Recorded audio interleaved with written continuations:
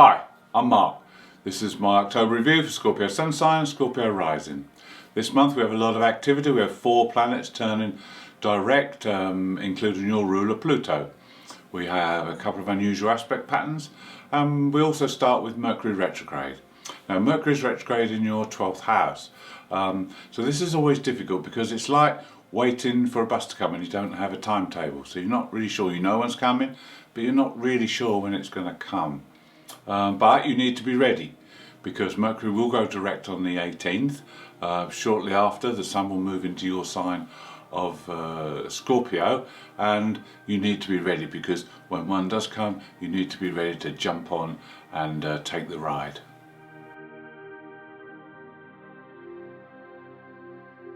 On the 1st, we have intense desire and emotions coming through from Venus making an aspect to Pluto.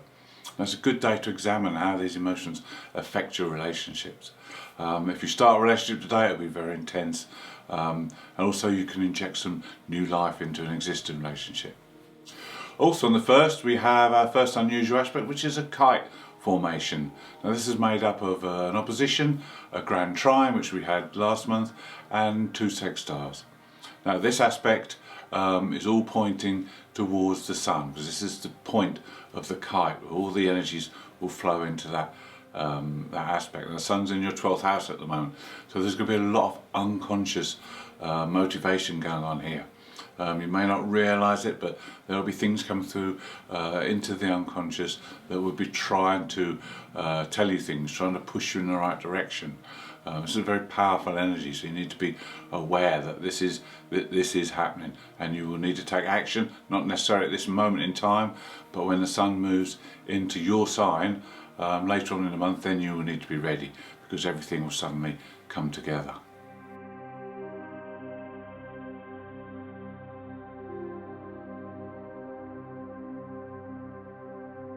On the 3rd, Mercury makes a positive aspect to Jupiter. This is a time to kind of retune your engine. It's a time to relax and build yourself up psychologically, ready for what's going to come in the near future. Then on the 5th, there's a coming together of the Sun and Mars. Now Mars is your co-ruler, so there's a lot of energy here. There's a lot of impetus when these two come together. But you probably won't know which direction to put this energy because you won't know what's around the corner. So this is quite a difficult one. The best thing is to exercise and to use the energy because it is physical energy, so that you stay relaxed and that you don't get that build-up of irritation that you can sometimes get from Mars. The 12th house theme continues on the 6th when we have a new moon. Now the new moon is in Libra and in your 12th house, so this is a time to reflect. This is a time to maybe withdraw and recharge your batteries, spiritual and physical. It's also a time to prepare. This is a month of preparation because when the new moon happens in Scorpio next month, there is going to be a lot of action. It's going to be very busy and it's going to be full on. So you need to rest and to get some kind of balance and equilibrium in your life so that you can be at peace, ready for all the action that's going to take place shortly. On the 6th, your ruler Pluto turns direct, and you will find that over the next week or so, as he moves out of the shadow period, he will become more and more powerful. So this will then be a good time to start making those transformations and changes. On the 9th, we have 2 aspects. We have Mercury making a conjunction with the Sun, Mars conjunction, if that makes sense. So we have 3 planets together. Now Mercury's going retrograde over these 2, so as he passes over Mars, it will be an ideal opportunity to look at your time management, see where you've been wasting your energy or your time, so you can put a stop to that. Then as it moves over the Sun, you can be equally as insightful as you look in and see your inner light, your inner glow, so to speak, and see if it shines brightly. If If it doesn't, if it's dull, then you know you need to make changes going forward to bring back that spark. Then also on the 9th we have Venus contacting the moon's south node, or it's contacting both. It's contacting by conjunction the south node, which will then be in opposition to the north node.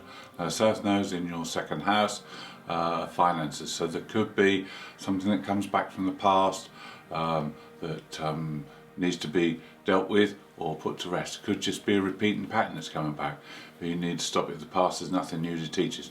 You need to look to the 8th house, and you need to look to gain more intimacy.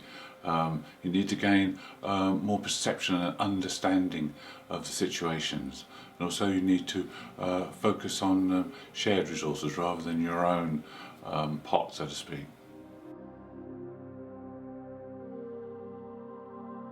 On the 11th, Chiron makes a positive aspect to the Black Moon Lilith.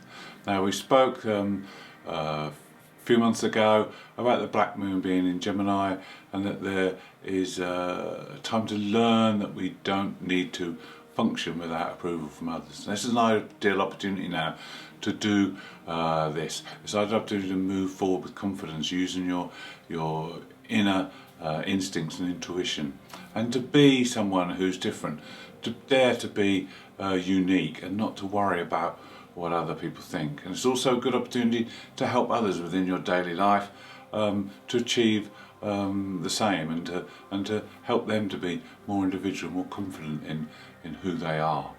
We also have Saturn going direct on this day. This is the second planet, and Saturn will help to guide you on your current path. It will help to steer you going forward. On the 13th, Venus makes a sextile to Saturn. Now Venus in that second house will be helped by Saturn. Saturn will show you how to have a positive impact on your obligations, financial obligations, and also any duties you have in that area. Then on the 15th, there's a lovely aspect, one of the best you can have. Sun makes a trine to Jupiter. Now this is a day when you can enjoy some peace and tranquility. You'll have a lovely feel-good factor about you on this day.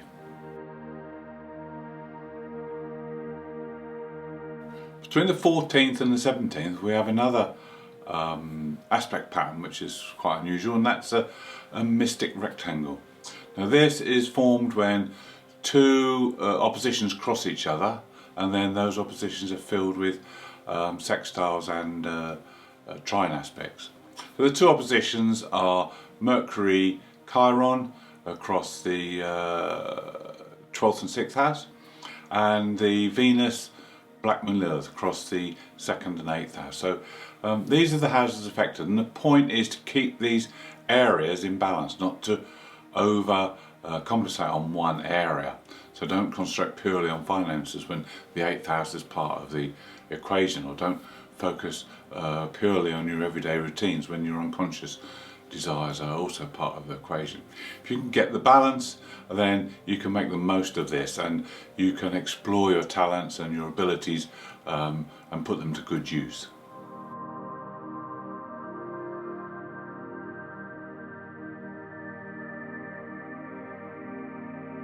Between the 16th and the 21st, we have our second kite configuration.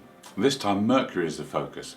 And remember that Mercury is retrograde and will be retrograde until the 18th. So it'll be interesting to see if you sense any change in the energies when Mercury goes direct. Now, it'll take Mercury a while to get out of the shadow period, but things will start to become clear.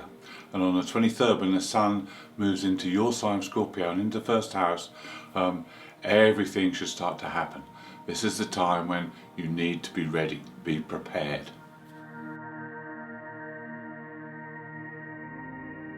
There may be a bit of unconscious pressure on your ruler Pluto on the 17th as the Sun makes a square from the 12th house. Now the third house, where Pluto is about the mind and about your thinking and communication. So there may be a desire to purge yourself, rid yourself of bad habits or negative behaviour patterns, so that you can bring in new ways of relating and communicating. Then on the 18th, it's not only Mercury that goes direct, it's Jupiter as well, and immediately makes a trine aspect of Mars. So this is a positive aspect. This is good for seeing the bigger picture, and being in the 12th house Mars is good for working behind the scenes. So this is good to put in some work now. You'll be able to see and know what needs doing, and then you'll be in readiness when these planets move into your sign and the first house. On the 20th we have our full moon, and this time it's in Aries and it's in your 6th house. Now the full moon in Aries wants something new, something exciting, something different, a new beginning, and this is quite possible because the 6th house is about your daily routines, and you may be tired of some of your routines, and you may come out with statements like, right, I'm going to quit smoking, or right, I'm going to change my job. But there's no need to be that impulsive. You can take your time and make changes gradually. It doesn't have to be a knee-jerk reaction. So here we are, we have Aries full moon, and the concentration of energy is around making your life more pleasant. It may be that you can do small things that will change how you feel and make things run a lot better.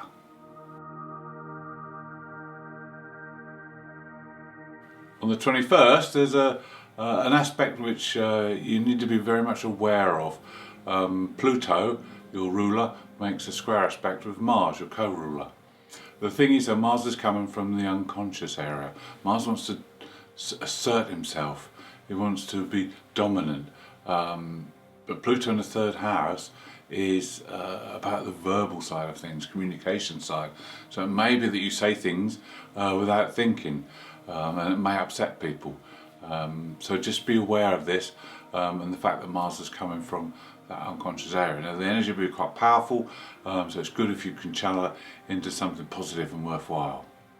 Then on the 26th there's a square, this time between Venus and Neptune. Now Venus is in the 2nd house, Neptune's in the 5th, so this could bring a fantastic inspiration for artistic and creative pursuits, but it certainly isn't a good day to make decisions regarding finances.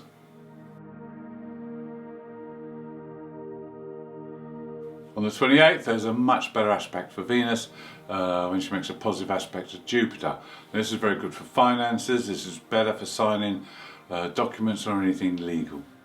Then on the 29th, the last aspect of the month is a square between the Sun and Saturn. Now this can be a little bit frustrating because Saturn in the 4th house will put restrictions or limitations on you regarding the home or your home life. So you may feel a little bit frustrated and not able to get along. Saturn can also point out any weaknesses that you need to work on over the coming weeks.